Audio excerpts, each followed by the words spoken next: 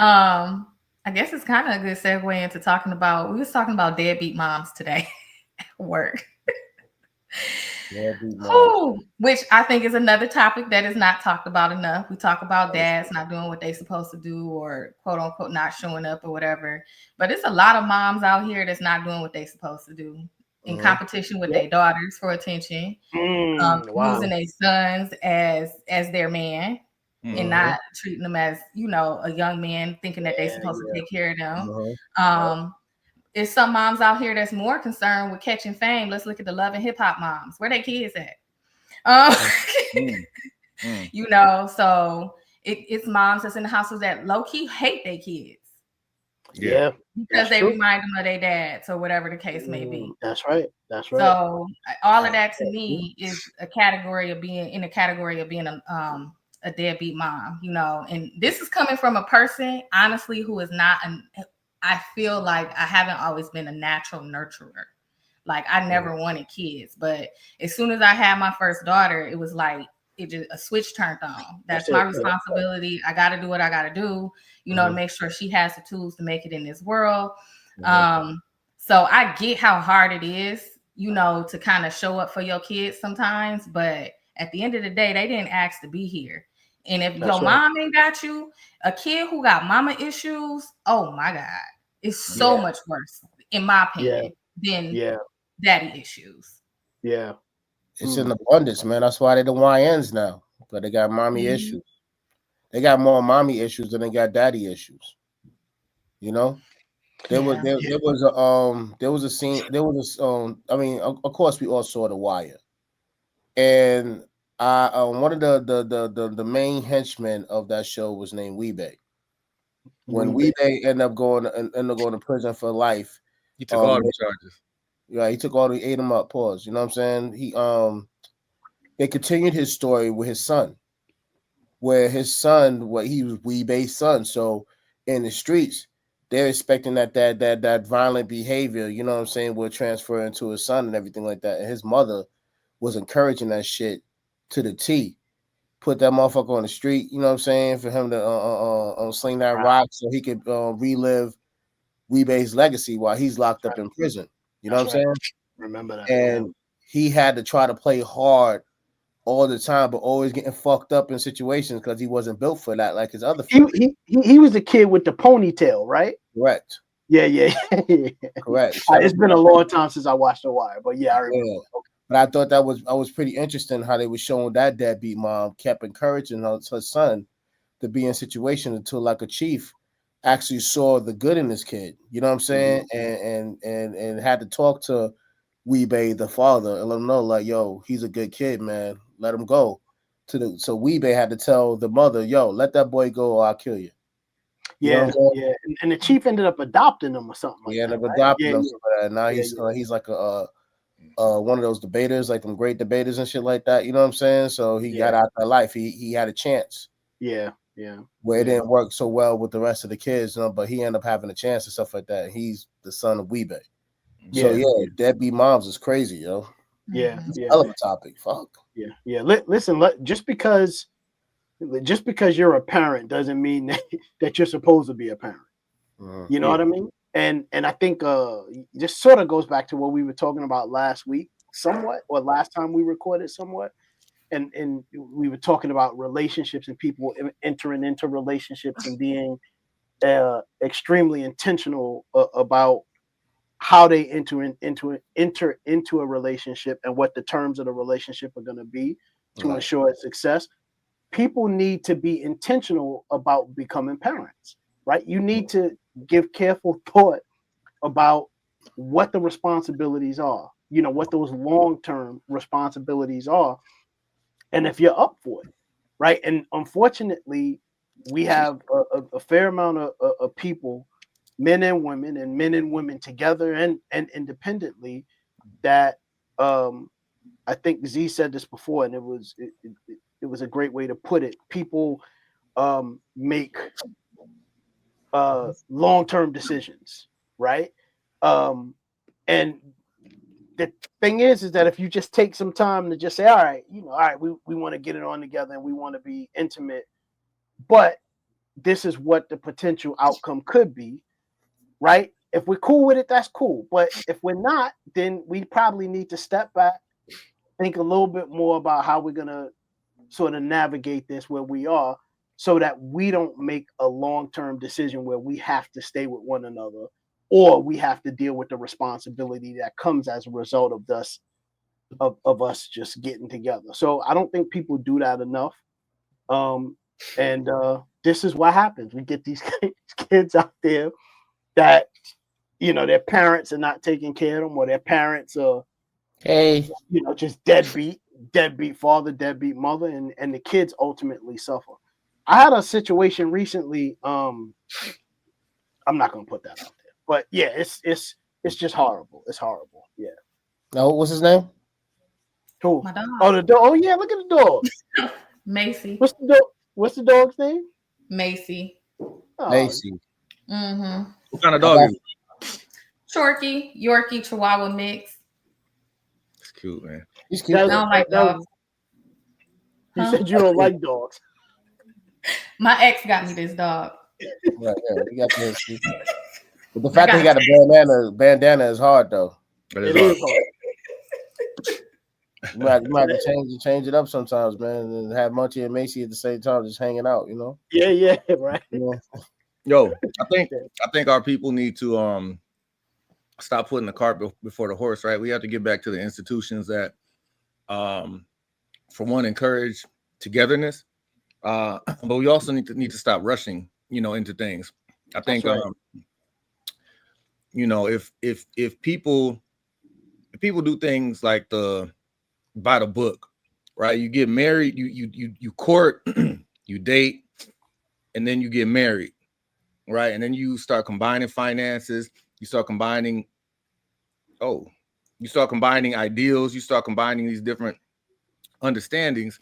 And during that process, you choose whether or not this is somebody that you want to create permanence with, right? So often, like, people are put in situations where you've created permanence with impermanent people, right? Or people that aren't necessarily supposed to be a part of your life forever. And that can happen at such an early age. And then you're forced to make extremely adult decisions, right? And perhaps for the first time in your life. And it can be a slippery slope for the rest of your life, because for at least 18 years, you have to have dealings with this person, right? Being a righteous person, that, you know what I'm saying, presuming you're a righteous person, you have to have dealings with this person. Styles make fights, right? And they also make relationships. You know what I mean? Just as, you know, somebody can come in, you know, weighing 100 pounds over somebody else. If that person knows a little something and that person that outweighs that person doesn't, you know what I'm saying, that could still be that could still be an unfair fight. So I think that we just really have to take time, Black people in particular, to get to know one another. And I think that it kind of goes back to institutions like what we were talking about before. We have very few institutions anymore in our community that encourage courtship and marriage. You know, not that long ago, you had debutante balls, right? And where you had the ladies were taught how to wear a dress, how to sit, you know, with your legs crossed, how to, you know, curtsy, which one is your salad fork, you know, these different things. And men were taught to be men, whatever to be men means, right? We don't have those institutions anymore. So when you're dealing with individuals, minus those institutions, the individuals have to be very intentional, you know, in their walk with each other, man, as to not create permanence with impermanent people. Yeah, you're right, man. Mm-hmm. Or you could be like this nigga right here. Oh man, Anthony Edwards. Is that correct? Mm-hmm. I don't know what this chick name is. You know the chick name? Who's Anthony Edwards? He's an NBA player. He's actually one of the great. Well, he's a great NBA player, man. I can't. What I've seen so far, man, he might be the next one. You know what I mean? What team does he play for? He'll play for. He play for Timberwolves. Timberwolves, yeah. Okay. Yeah, Minnesota Timberwolves and stuff, man. I'm glad that you pulled this up because it goes to what we're saying. Do we have an ability to pull his the picture of him on draft day with his family? No, I'll have to look for it, man. But can I just plug this in real quick? Yeah, go ahead. While you talking that, I'll actually play that. I'll play that and edit. Cool. Yeah, that's cool. Okay. Okay, so look, I'll really quickly on 2020 NBA draft day, Anthony Edwards was not surrounded by his biological parents. His mother, Krishna Yvette Edwards, and his grandmother, Shirley, had both died of cancer when he was 14, leaving him under the care of his older siblings. While he was drafted by the Minnesota Timberwolves, he had photos of his deceased mother and his deceased grandmother with him.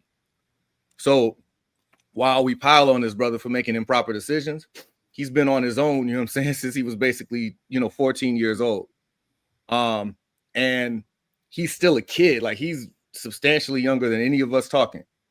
I think it's teachable moments, but I also think that this is where the village needs to come in, because you can just have wayward activity and not necessarily be a bad person. If you were not taught, if you have no foundation, like I will never forget seeing him on draft day, because he literally had a blown up picture of his mother and his grandma, and he had nobody else around him. That's crazy. Wow. So for him to achieve what he has, even if it's just in sports, right? I think that as a society, we should give a little bit of grace. But when you see a black man, and especially a dark-skinned brother that's tall, you know what I'm saying? We automatically, not us necessarily, but we automatically go to, well, shit, he's just being irresponsible. He's not doing the right thing. Oh, he's, sexually, whatever, without understanding that there's a root to every tree that grows, man. So, my heart goes out to this brother.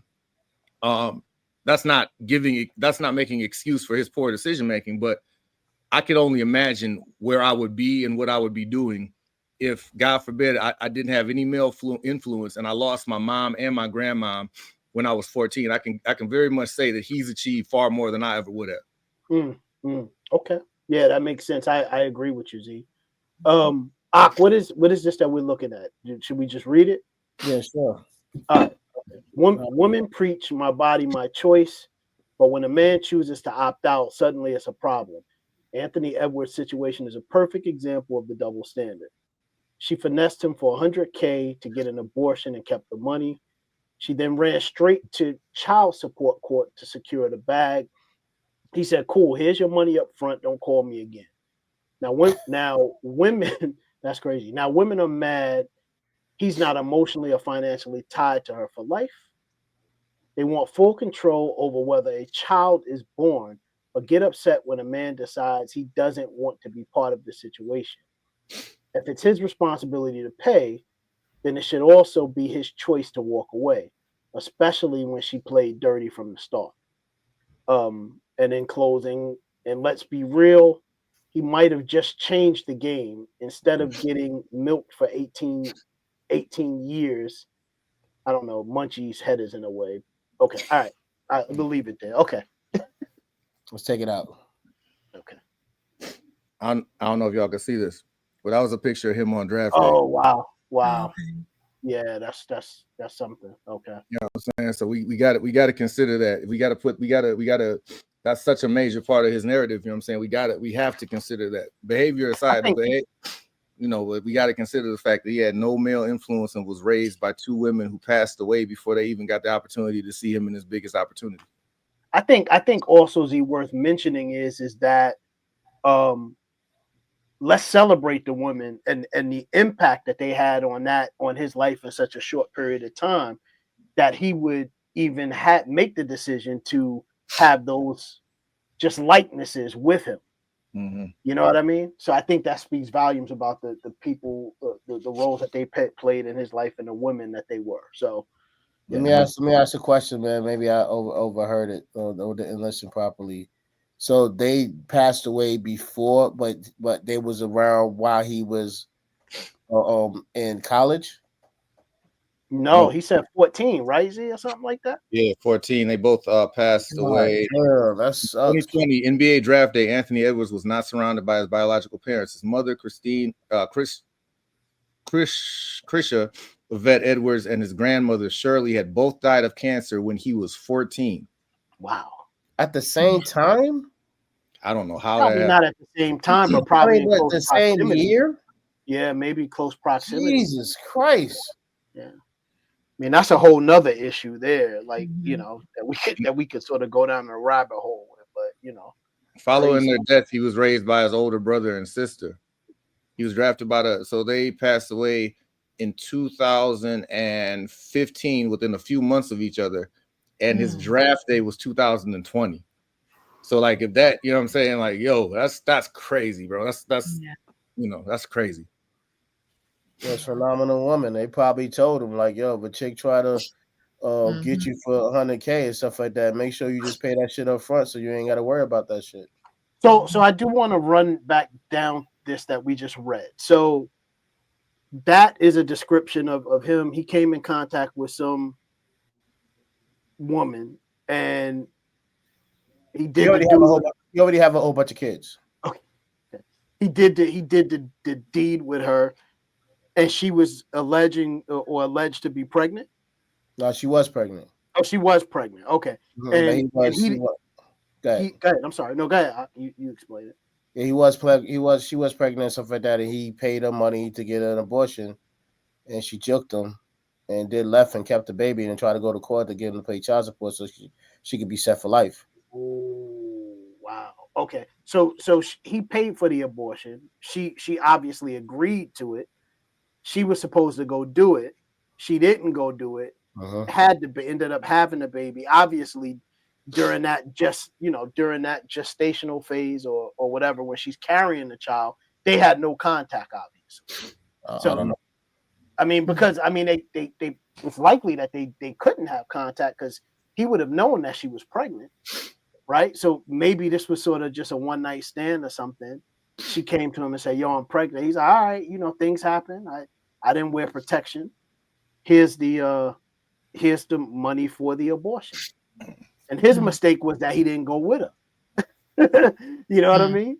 He probably should have went with her, and then she took the money. And first off, I didn't know abortion was 100K though.